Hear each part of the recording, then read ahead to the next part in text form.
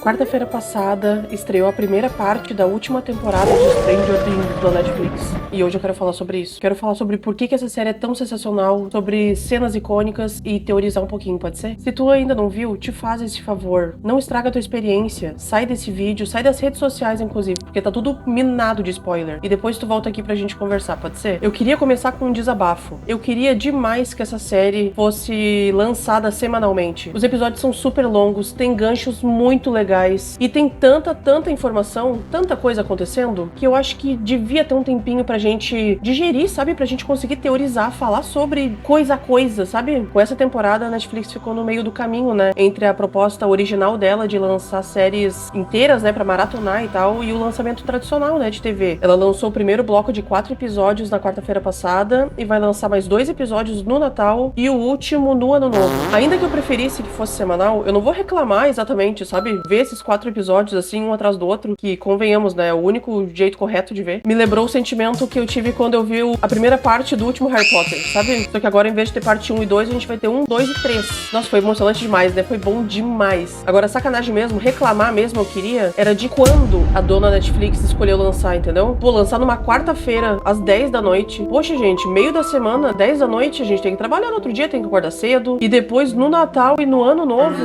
Ah, fala sério, né? Ok, vamos aproveitar o feriado daqui a pouco, né? Vamos lançar um dia antes ou um dia depois, mas no dia, na noite, a gente tá confraternizando, né? Comendo, ou em casa, ou na casa dos outros, cozinhando, limpando, cuidando de criança. Poxa vida, como é que a gente vai parar pra ver? Vamos tomar todos os spoilers no outro dia? Queria que tivesse sido melhor, dona Netflix. Vamos se organizar melhor? Pode ser semanal, numa sexta-feira, às 9. Combinado? A próxima pode ser assim? Agora que eu já desabafei, já aliviei meu peito, vamos começar a falar da temporada em si. A temporada abre com o Will bebê no Castelo Byers do Mundo Invertido cantando Shoulda Stay or Shoulda Go, que era a musiquinha tema, né, dele, do Jonathan na primeira temporada. Ele tá ali cantando, deitadinho no frio, daí ele ouve Demogorgon e entende que ele tá vindo atrás dele. Daí ele pega as coisas dele, sai correndo, daí ele vê o bicho, ele trepa na árvore, sobe lá no alto, e quando o bicho percebe ele em cima da árvore, sobe atrás, alcança ele, ele pula pra outra árvore. Só que o galho quebra, e daí ele cai, daí se estopora todo no chão. Daí o Demogorgon vem e faz o que? Desvive ele? Não, pega ele e leva ele. Pra onde? Para o Vecna. Ele tá ali desmaiadinho, grudadinho na gosma, que nem a gente vê ele no final da primeira temporada, lembra? Daí ele vem bem pertinho da cara dele, assim, bota o dedão na testa dele, bem Voldemort, e diz: nós vamos fazer coisas incríveis juntos, William. Daí coloca o tubo orgânico na boca dele e vral, lá vem gosma. Absolute cinema. No primeiro momento a série já te lembra que, embora o Will seja o personagem mais azarado, né, foi pego na primeira temporada, daí se perdeu lá no mundo invertido, daí foi possuído pelo bicho, pela fumaça, daí voltou e sofreu bullying pra caramba, porque era, né, o menino vivido e desvivido, daí se descobrindo gay, né, e apaixonado pelo melhor amigo nos anos 80. No meio desse caos, é fácil esquecer, né, que o Will já demonstrou ser bem corajoso, bem perspicaz. Quando ele vê o bicho no início da série, ele sai correndo, ele se tranca no galpão, ele prepara e empunha, né, a arma. E embora a gente não tenha pensado muito quando aconteceu, porque a série era nova, né, a gente ainda tava entendendo o conceito e tal. Tu já pensou a dificuldade, tu já pensou tudo que esse menino passou, todas as vezes que ele voltou pra casa dele pra falar com a Joyce, o fato dele ter achado, né, uma maneira de falar com ela. Por quantos dias ele fez isso? Por quantos dias ele acendeu luzinha na casa da Joyce? Tipo, uns 5, uma semana? Sendo que nesse meio tempo ele tava sendo perseguido pelo bicho, no escuro, com frio, com fome. Acontece que a série, né, tem tanto tempo, né, que tá lançando, e os conceitos vão sendo explicados de migalhinha, né, no decorrer das temporadas. Ver efetivamente, assim, a cena acontecendo, ele fugindo e tal, fez muita diferença, mudou totalmente a minha perspectiva desse personagem. E foi brilhante, porque as peças estavam todas ali, né, não foi uma narrativa forçada, a gente só não tinha encaixado da maneira certa, sabe? Ou pelo menos eu não tinha encaixado assim. Pra mim foi muito mais fácil atribuir outros tipos de atributos ao Will, sabe? Que ele é um menino bondoso, que ele parece um bom amigo, que ele parece centrado, mas também, de certa maneira, uma vítima das situações, né, das circunstâncias. Uma pessoa mais passiva. Outra coisa sensacional dessa cena é que ela já diz de cara que o Will não foi um acidente, ele foi uma pessoa escolhida. E outra coisa que eu queria grifar é que, como o conceito de que música é uma coisa importante e que te liberta da tua própria cabeça, sei lá, é um conceito que sempre teve na série. Eu não tenho certeza absoluta que no início, né, na primeira temporada, esse conceito era profundo como é hoje em dia, né? Não sei se não era só um recurso narrativo, assim, fazer uma cena emotiva ali entre os personagens, uma coisa meio filmes do James Gunn, assim, sabe? Ou seja, era pensado enquanto esse recurso mesmo. Mas seja coincidência ou não, eu gostei de ver ali esse conceito presente desde o início. Outro destaque inesperado, eu achei a Holly, né? Ela é a irmãzinha do Mike e da Nancy, que seguiu as luzinhas na casa da Joyce, lembra? Quando a Karen foi levar a caçarola pra ela, quando o Will tinha sumido e tal, na primeira temporada. temporada, aqui ela já é uma menina maior, só que ela anda falando com o senhor fulano, que é uma ilusão, uma projeção, sei lá, do Vecna na forma de Henry, que tá conversando com ela e depois se descobre com outras crianças também e ganhando a confiança delas, pra depois mandar uns Demagorgons atrás delas pra pegar elas. Os Demagorgons que, inclusive, agora abrem a sua própria fenda ali entre o mundo invertido e o mundo real. E ó, leva elas embora. Pra onde? Pra quê? Não temos certeza ainda. Mas a gente descobre que elas são numa espécie de Matrix. Enquanto o corpo delas tá em algum lugar que a gente não tem certeza ainda de onde, a mente delas tá numa memória do Henry, numa casa confortável, com presentes, cercada por uma floresta. Ela é uma protagonista importante, pelo menos desses 4 primeiros episódios. E eu gostei muito de usarem ela pra trazer aquele sentimento da primeira temporada de novo, sabe? Porque agora as crianças já são uns adultos barbados, né? Então trazer de volta pra série esse olhar inocente, assim, que teve lá na primeira temporada, né, que eu não sei, eu acho que só dá pra reproduzir com crianças que estão realmente novinhas, assim. Eu achei muito maravilhoso. Além da Holly, tem outras 11 crianças que o Vecna raptou. E me parece que cada um tem a sua Matrix, a sua memória do Henry. No caso da memória da Holly, pelo menos é assim, ela tá sozinha. E ele também não fica o tempo todo lá. Ele aparece e vai embora. Mas não sem antes avisar que ela não pode sair da área segura da casa que ela tá. Porque na floresta tem monstros. Os Wheeler e os Byers agora estão morando junto nessa temporada. E imagina o caos da casa. Os mais velhos estão ocupados com o mundo invertido, né, secretamente. A mamãe Wheeler bebendo pra caramba, o papai Wheeler totalmente desinteressado. A cidade quarentenada desde o acidente da última temporada que abriu as fendas, né, no meio da rua. Daí o exército foi lá e fez o quê? Botou grandes band-aids de metal, né? O que os olhos não veem, o coração não sente, certo? E além disso tudo, a pobre da Holly ainda tem que lidar com um menino fazendo bullying com ela na escola. Fora um momentinho que ela tem com o Mike, onde ela desabafa que as coisas são difíceis e tal. E que ele, né, aproveita o gancho pra já meter ela no RPG, porque é assim que o Mike se comunica e ama. Ele larga ali a letrinha pra ela, né? Ah, eu ia esperar até não sei quando pra te dar isso aqui, mas toma aqui a tua bonequinha. Eu acho que tu pode ser a acólita do grupo, uma feiticeira que abre portais e tal. Tô vendo o que você tá fazendo aí, seu Mike, dona Netflix. Mas eu não me importo, eu gosto, eu adoro que usem o recurso narrativo de RPG, sabe? Pra ilustrar esses conceitos da série. Eu acho muito fofo, eu acho muito nice. Acontece que fora esse momentinho que ela tem com o Mike, a pobrezinha tá só sofrendo. Então ela vê um confortinho no início ali no Sr. Fulano. A gente não tem a informação exata ainda do que aconteceu com a cabeça do Will, digamos assim, quando ele tava lá, né, conectado no tubo na primeira temporada. Mas aqui a gente vê a Holly super feliz, um dia ensolarado, recebendo presente, curtindo Alice no País das Maravilhas, sabe? Inclusive vestida como, né? E falando em Alice no País das Maravilhas, e essa chapeleira maluca, essa Mad Max das cavernas, das profundezas, da consciência do Henry. Ah, vai dizer, tu tava esperando por essa? Olha que maneira interessante, né, da gente pensar o que aconteceu com ela. Ela desviveu ali, né, no ataque do ataque do Vecna, e a El trouxe ela de volta de alguma maneira. Só que daí ela tava ali conectada com o Henry, né, tava ali dividindo algo com ele. Então o corpo dela ficou em coma porque perdeu a conexão inicial, digamos assim, mas voltou. E agora ela tá perdida, vagando no subconsciente, nas memórias do Henry, que é, no caso, a essência do Vecna. Eu simplesmente amo os conceitos dessa série e como ela traz as coisas. Ai, como é gostoso de ver, como é sensacional, como é legal, né? Tu podia estar mais feliz? O grupo finalmente tá trabalhando todo junto nessa temporada, que é uma coisa que eu queria demais ver também. A Rockin' Robin e o Steve tem um programa no rádio que serve tanto pra dizer pra gente onde a série parou e o que aconteceu desde então e tal, de uma maneira muito carismática, né? Maya Rockin, tô amando essa personagem e ela tem uma voz também, né? Que, convenhamos, não é nada ruim ouvir ela narrando o programa de rádio, né? Mas que, além de recurso narrativo pra nós, né, também serve pra passar informações pra eles dentro da série, entre os grupos, entendeu? A música que ela escolhe, a informação que ela escolhe frisar, são o código que eles já entendem, sabe? O Hopper e a Joyce estão treinando a Eleven, que ainda tem que ficar escondida, né, porque o exército tá aí. As crianças estão tentando manter uma vida normal de colegial, se misturar, que nem eles falam, e não chamar atenção. E a Nancy e o Jonathan controlam a rotina dos militares na cidade, contrabandeiam coisas pelo Murray e organizam missões pra eles inspecionarem o mundo invertido usando o aparato militar, sabe, disponível, usando as próprias missões dos militares pra procurar o Vecna, né, porque ele sumiu. Enquanto a gente não vê um corpo, né, não desviveu, certo? Então a Nancy continua procurando. Acontece que quando a Holly some, dá início ao fim de tudo, né, porque confirma, de certa maneira, o futuro que a Nancy temia, né, que ela viu que a visão dela ainda pode se realizar, que o Vecna não desviveu e, na verdade, ele tá voltando muito mais forte ainda. Essa é a narrativa principal da temporada, sabe? Mas tem tantas tantas histórias paralelas e são tão legais. Tem tantos momentos, tem novas dinâmicas entre personagens, né? Duplinhas improváveis e tal. E não tem aqui, pra mim, pelo menos, histórias desnecessárias, sabe? Encheção de linguiça. Mas a melhor parte de todas é como o elenco inteiro é carismático, né? Poxa vida, da onde tiraram essa gente? Os pais Wheeler lá, que embora sejam retratados como exemplo, né? Xarope ali pras crianças, né? Quando chega na hora do peca-pá-capá, é um por todos e todos por um, entendeu? Eles são muito unidos. Menção honrosa pra mamãe Wheeler que me avacalhou. Agora, só de pensar enquanto eu falo, já tá levemente me avacalhando de novo. Pra mim, me quebrou tanto a cena dela em si, a ação da cena em si, quanto depois, a primeira coisa que ela pergunta, né? O que ela quer saber da Nancy é cadê a Holly? O que aconteceu com a Holly?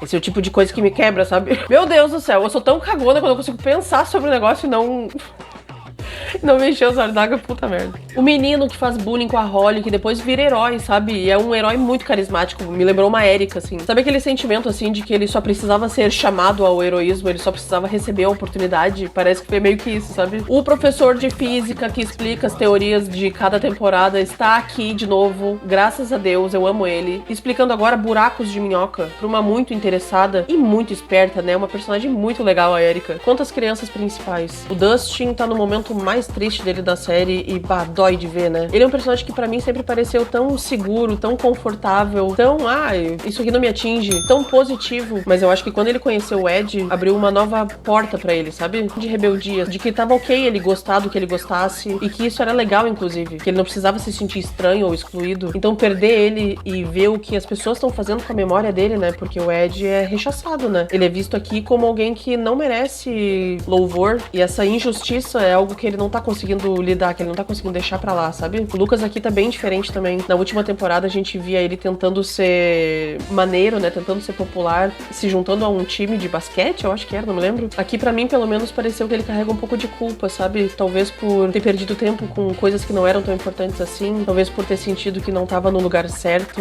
na hora que era necessária, sabe? Então agora ele tá de novo no grupinho de amigos e continua também esperando pela Max, visitando ela, tocando a fitinha dela. É fofo demais e demonstra uma mudança tão clara nesse personagem também, né? Que começou a série tão cético, tão centrado, né? Tão o pé no chão. Agora ele continua indo lá ver ela e mesmo que ele não saiba exatamente o que dizer ou como, né? O que fazer nessa situação, ele toca a fita. Na esperança, né? Uma mudança tão interessante de olhar. O Mike nessa temporada tá o mais assertivo que eu me lembro, pelo menos. O mais positivo, o mais incentivador, o líder mesmo, sabe? E nesse momento isso era imprescindível. A Joyce, o Hopper e a Eleven fazem uma família à parte aqui. Talvez até demais. Enquanto a Joyce acha que economizar a Eleven e usar o Hopper é um tipo de desperdício, ela super protege o Will. E o Hopper não gosta, sabe? Não cede. Tipo, o filho dos outros pode, amada, e o teu não. O Steve e o Jonathan seguem brigando pela atenção da Nancy. E o Jonathan tá armando, inclusive, um pedido de casamento. O que, né? Bonito, mas não tá na hora, gente. Vamos repensar isso aí? Se o clima tá estranho, não é um pedido de casamento que vai resolver. Vamos combinar? E o momento, né? Nem tá adequado. A Nancy não tá com a cabeça nisso. A Nancy tá com a cabeça no Vecna. E no plano do Vecna, em como parar ele. Então vamos focar no que precisa focar, né, amado? E a Robin, a namoradinha, né? Que coisa mais bonitinha. Que prazeroso de ver gente feliz, né? Pra variar um pouco desse contexto horrível. Tão bonitinhas, né? Tão fofinho. E uma luz no fim do túnel, né? Pro Will, que pode se enxergar, né? Nesse exemplo de pessoa tão legal que é a Robin. Numa dinâmica que lembrou do Ed e do Dustin, né? Na última temporada, inclusive. Essa duplinha tão improvável, né? Mas tão delicada, tão interessante. Quem diria, né? Que funcionaria esses dois? O fato do Will ter descoberto, né? A Robin foi tão imprescindível, né? Pra construção de confiança dele nele mesmo, né? E é tão bonito ver isso, né? O quanto tu se sentir visto, tu se sentir compreendido, representado, né? Enxergado. Como isso é importante, né? Pra gente colocar as experiências da gente no lugar certo, sabe? E então, finalmente chegamos nele. O personagem mais injustiçado dos protagonistas, na minha opinião, até agora. O maior, o melhor, o protagonista perdido, o menino que sobreviveu.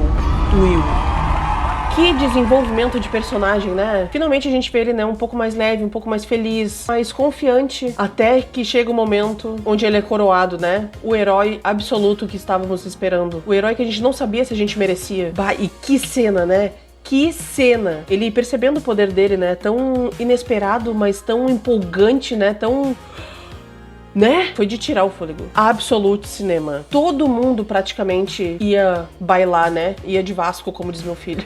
E depois de tudo que o Vecna ainda falou pra ele, foi legal demais, né? Eu acho que eu não me senti assim desde que o Goku virou Super Saiyajin pela primeira vez, sabe? Desde que o Rock Lee tirou os pesos das pernas, desde que o Neville tirou a espada do chapéu, sei lá, não sei com o que comparar. Foi incrível. Acontece que foi tão empolgante que eu simplesmente não consigo parar de pensar. Parece que as peças estão todas na mesa, né? Ou quase todas na mesa. E dá vontade da gente encaixar, né? Dá vontade da gente entender o que tá acontecendo. Como é que o poder da Eleven funciona exatamente? Como ela reviveu a Max? E o do Henry, né? Da onde veio? E o do Will? O que é o mundo invertido exatamente? Qual é o plano do Vecna? Vamos teorizar. A Eleven é o experimento número 11 de um projeto militar criado para espionar e, quem sabe, controlar remotamente o governo russo. O Henry é o número 1 desse projeto. Ele tem poderes. O poder de todo mundo veio dele. Acho que não é errado a gente assumir que pegaram o DNA dele, misturaram aos das mães, né, do projeto, para que as crianças já nascessem com alguma predisposição, né? Que eles ainda iam desenvolver depois em laboratório a ter os poderes similares aos dele, certo? Mas e o poder dele, do Henry? Da onde veio? Eu acho que a resposta tá na caverna. E eu acho que aquela caverna tem alguma ligação com o mundo dos monstros, com a dimensão dos monstros. Acontece que assim que a Max acorda na consciência do Henry, a primeira memória que ela vê é ele desvivendo os irmãos, as crianças que estão ali, né? Que foram experimentadas junto com ele. O que poderia ser pior do que isso, né? Que tem na caverna que ele não quer ver, que ele se recusa a entrar, que parece que ele realmente teme. Eu acho que é o que transformou ele em Vecna. Eu acho que quando ele entrou nessa caverna, ou ele teve acesso à dimensão dos monstros, ou ele teve acesso àquela fumacinha do Mind Flayer. E que a partir daquele momento ele nunca mais foi o mesmo. Que ele perdeu o controle dele, tipo o Will na segunda temporada, lembra? Quando ele era um refém, né? Um marionete do Mind Flayer. E se isso aconteceu e ainda tá acontecendo com o Henry, e se ele é um refém dentro do próprio corpo? E se aquele lugar todo preto que a Eleven passa pra espionar as outras pessoas é uma dimensão real à parte? Um entre-mundos. Entre a dimensão dos monstros, lá onde fica o Mind Flayer e onde foi exilado o Vecna, e o mundo real. E se ela se conecta com a outra pessoa, né, naquela dimensão, tipo que nem um rádio mesmo, que nem uma estação, eles se encontraram realmente por acaso, na interferência que ela cria entre mundos. E a partir do momento que ela encostou no Demogorgon, ela desenhou o mapa do mundo invertido. Quando ela exila o Henry, ele cai nessa outra dimensão. De início, eu achei que aquilo era o mundo invertido. Acontece que aquele lugar já tá habitado pelos monstros e pelo Mind Flayer. Não seria nada demais, então eu assumi que existe o mundo real, o mundo invertido, que é esse mapa dos entremundos que a Eleven criou quando, sem querer, ela encostou no Demogorgon. A dimensão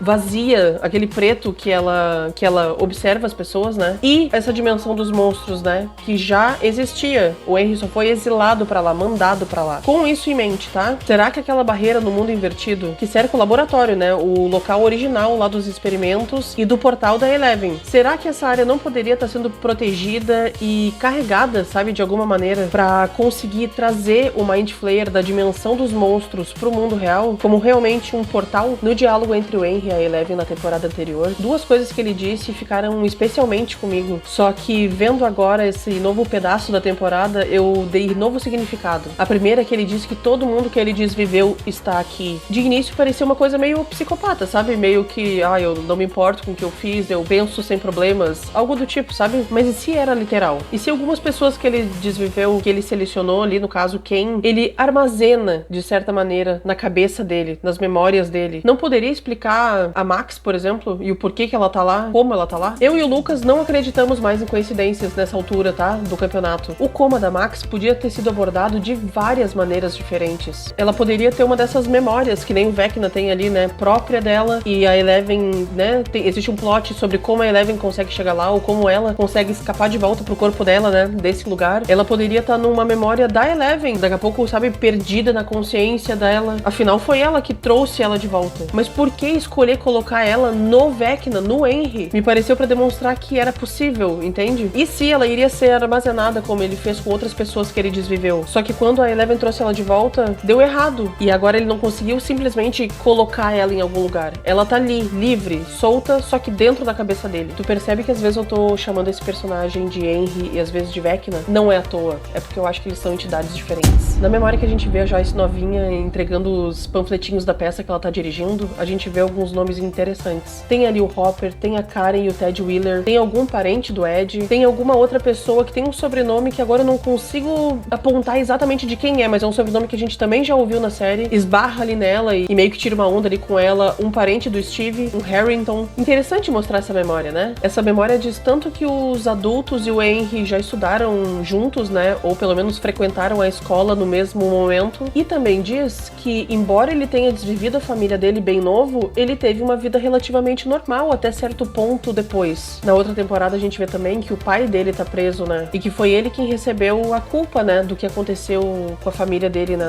naquele dia. Então, e se mesmo depois do que aconteceu com a família dele, ele não foi direto pro laboratório. Ele seguiu a vida normal, fez colégio, foi ator de teatro, só que na peça aconteceu alguma coisa meio Carrie, que inclusive é um clássico que eu me lembro, pelo menos ainda não foi referenciado na série, né? Que ele é o protagonista, né? E ele não consegue segurar o Vecna sai e causa, né, no teatro, a ruim na peça, talvez desvive mais gente. Esse seria um momento que teria testemunhas, né, do poder dele, que ele não poderia mais negar. Então talvez aí foi o momento que ele realmente foi preso e que daí ele foi levado pro laboratório e que daria início realmente à experimentação, né, ao projeto do Dr. Brenner. E se como alternativa ao poder dele, ao invés dele ter ido na caverna sem querer, teve acesso ao mundo, à dimensão lá dos monstros e daí ganhou poder primeiro. E se ao invés disso, ele tem poderes porque pessoas são incríveis e podem fazer qualquer coisa que o seu coração realmente almeja. Ele fez aquilo com a família dele porque ele é ruim mesmo, porque nada. Só que daí, de novo, da mesma maneira, depois da peça, que ele não pode negar que não é ele, que ele não tem poderes e tal, daí sim, o Dr. Brenner pega ele, leva ele pra caverna e faz algum experimento, né, relacionado à dimensão dos monstros nele na caverna. E daí, com isso, ele expande o poder dele, né, ou ele potencializa, né, e a partir daí, ele começa o estudo, né, o experimento com as outras crianças. Mas tu vê, essa versão da teoria não me agrada. Eu simplesmente não consigo acreditar completamente que o Vecna seja muito mal, 100% mal. Tu não acha, por exemplo, que é uma coincidência meio grande que a Holly, acólita, abrideira de portais, foi botada na mesma dimensão, na mesma memória que a Max tá, e que ele sabe? Que, por sinal, pode-se dizer que a memória é mais segura dele, né? Visto que tem um lugar ali que nem ele mesmo, dentro da consciência dele, tem acesso. Não parece que ele tá se protegendo dele mesmo, ou algo assim? E tu não acha curioso também que o Henry dá de presente de boas-vindas pra Holly um rádio, um toca-fita e uma fita da artista preferida dela, a Tiffany? Não te parece estranho também que ele não desviva nem a Joyce nem o Will? Inclusive, se parar pra pensar, por que exatamente ele veio? Ele foi lá, fez uma limpa, mas deixou uma parte viva, fez aquele discurso pro Will tão provocativo, porque vamos parar pra pensar, no início de tudo ele disse, nós vamos fazer grandes coisas juntos, Will. Daí no final ele, não, na verdade tu é só a primeira criança que eu peguei e que me fez perceber que todas as crianças são bunda mole, manipuláveis, fracas, e que elas então são as pessoas perfeitas pra povoar o novo mundo que ele tem na cabeça dele. Tu vai me dizer que isso parece condizente? Essas crianças são coitada aonde? Tem essa teoria há horas de que um personagem importante vai ir pro lado do Vecna e vai trair depois o Vecna, e daí vai desviver ele. Até porque existe, né, esse plot, esse enredo é baseado, né, em D&D. Por um tempo se falou que o Ed ia voltar e ia fazer isso, por um tempo se falou que o Steve faria isso. Recentemente é muito falado que o Will vai fazer isso. Eu acho que na real a gente tá olhando pra coisa do jeito errado, pelo ponto errado. O que eu acho que vai acontecer vai ser que o Vecna vai trair o Mind Flayer. O Mind Flayer é o grande boss. É a sombra por cima da cidade nas primeiras temporadas, né? E ele não apareceu até agora. Inclusive, a primeira cena que o Vecna aparece, ele meio que vem se descolando de uns tentáculos que lembram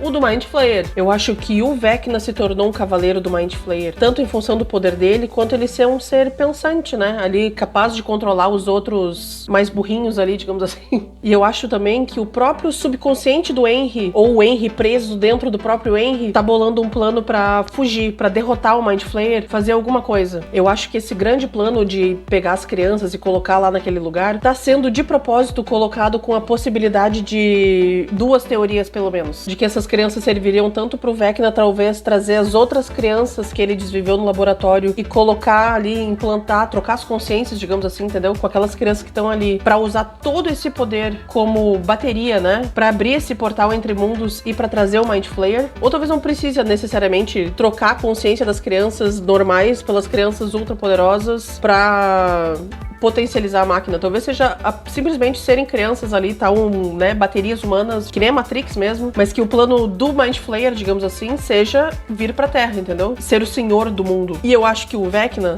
tá enganando o Mind Flayer, entendeu? Que secretamente é realmente esse plano que ele tá fazendo. Mas de verdade verdadeira, eu acho que o plano dele é voltar no tempo e evitar que ele mesmo nunca tenha sido contaminado pelo Mind Flayer, ou aberto uma porta dimensional pro Mind Flayer. Enfim, impedido essa ameaça. O Henry tem uma coisa com o relógio, né? São 12 crianças que ele sequestra. E o professor explicou, né, que um buraco de minhoca tem duas possibilidades, digamos assim, né, de uso, que seria ou pra levar algo de um lugar pro outro, ou pra transitar no tempo, certo? 1 minuto, linda! Então, o que eu acho? Eu acho que o poder do Henry, do 01, veio da dimensão dos monstros. Eu acho que o da Eleven e dos outros experimentos vieram do Henry e do treinamento específico, né, das coisas científicas que acontecem no laboratório. E o do Will vem do Vecna, vem da mente coletiva ali, do mundo invertido, sabe? E que, no caso, vai terminar a partir do momento que a mente coletiva não existe mais, entende? O Vecna, eu acho que vai se revelar como o grande traidor, que não é tão vilão assim, sabe? Uma coisa meio Snape. Só que se o Snape fosse um lobisomem também, e às vezes ele não tivesse poder sobre as próprias atitudes, sabe?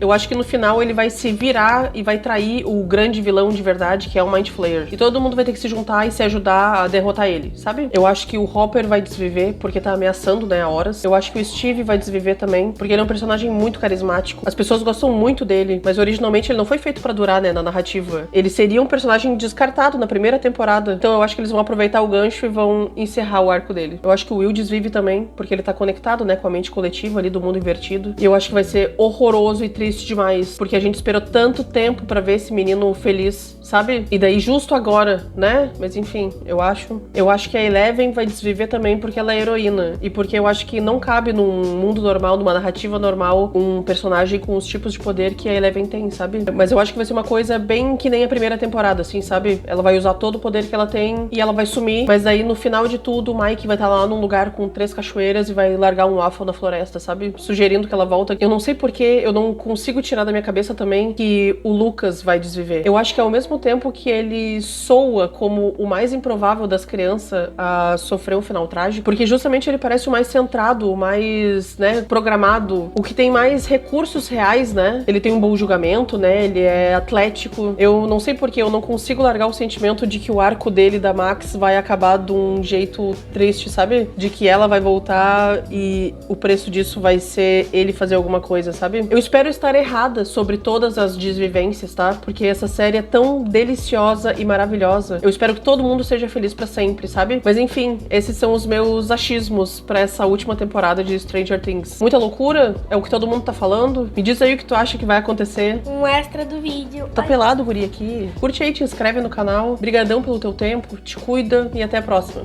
Tchau, tchau.